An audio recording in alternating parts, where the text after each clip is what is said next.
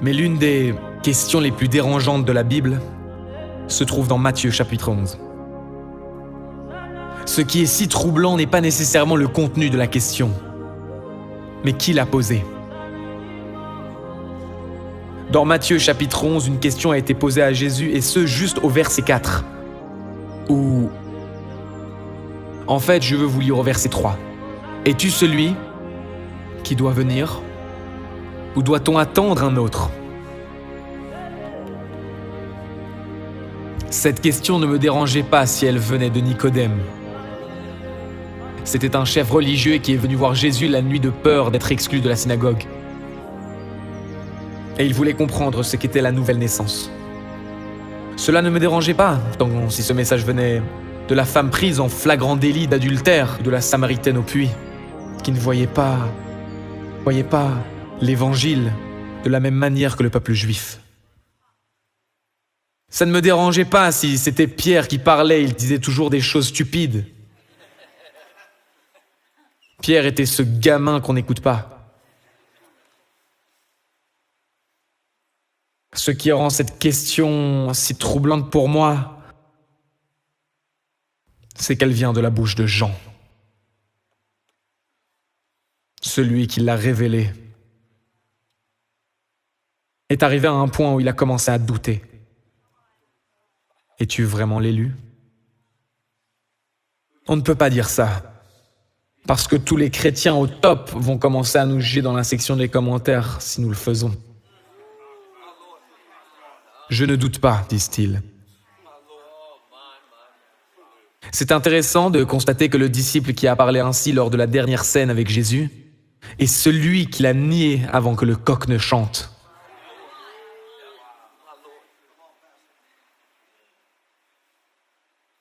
Ta conclusion est basée sur la croyance que tu as au départ.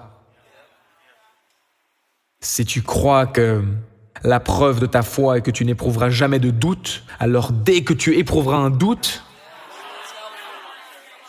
ta foi s'effondrera. J'espère vous libérer aujourd'hui en sachant que Jean, qui a révélé Jésus et dit « Voyez, l'agneau de Dieu ». Il était le premier, vous devez comprendre. Il faut vraiment s'arrêter et y réfléchir. On ne peut pas faire plusieurs choses et comprendre ce message. C'est lui qui a annoncé. C'est lui. Et maintenant, celui qui l'a annoncé demande. Celui qui a fait l'annonce pose maintenant la question à laquelle il avait répondu 1 an avant. Ça fait 1 an qu'il est en prison et ne reçoit que des rapports ponctuels sur ce que fait Jésus. Et quand on n'en fait pas l'expérience directe et qu'on en entend parler, quand on ne peut pas le voir, quand on ne peut pas avoir l'ensemble, quand on est piégé dans cet endroit, il devient difficile d'y croire. On commence à croire des choses différentes.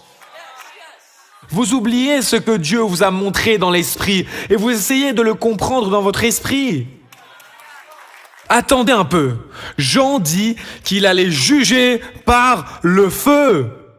Mais quand il a reçu un rapport sur Jésus, écoutez ce que Jésus dit, Matthieu 11, 5. Dites à Jean ce que vous entendez et voyez, verset 5. Matthieu 11, 5.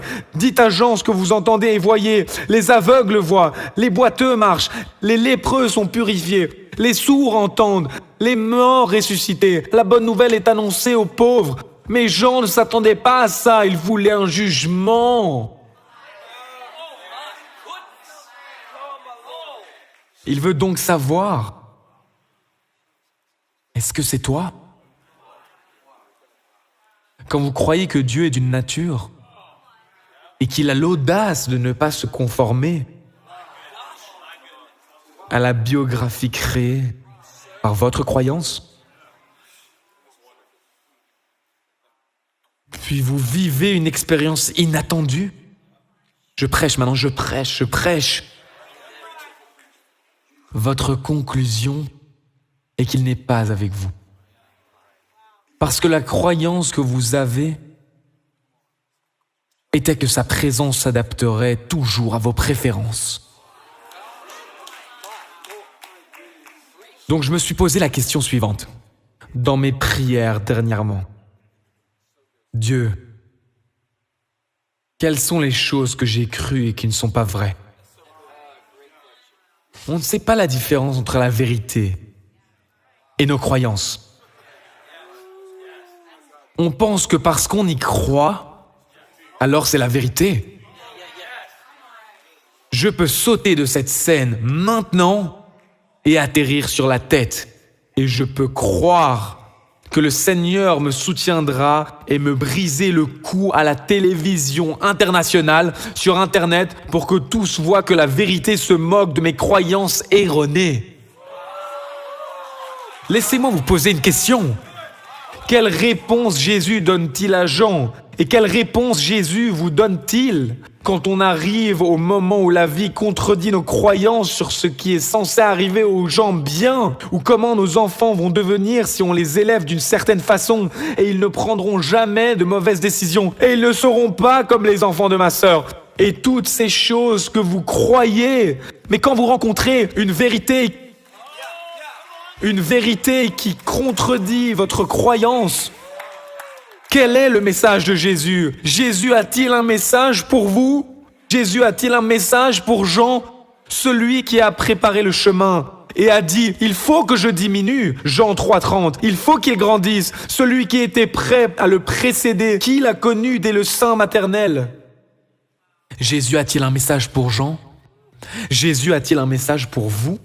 Dieu a-t-il une parole pour ta vie? Je crois que oui. Matthieu 11, 16.